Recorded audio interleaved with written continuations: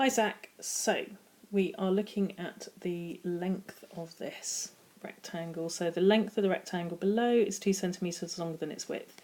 So let's call the length x and let's call the width x plus 2. Okay, so if we're going to find the area of that, we would multiply those two things together. So we would have x times x plus 2, and we know that that's going to equal 70. And in order to do trial and improvement, it's better if I multiply out the brackets.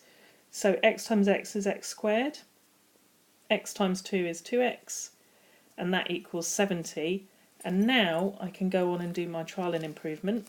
So I can figure out a value for x, then I substitute it into x squared plus 2x, and I'm trying to get the answer 70, and I talk about too big or too small. So in terms of trying an answer, I'd just go for anything random. I'd say, I don't know, 5.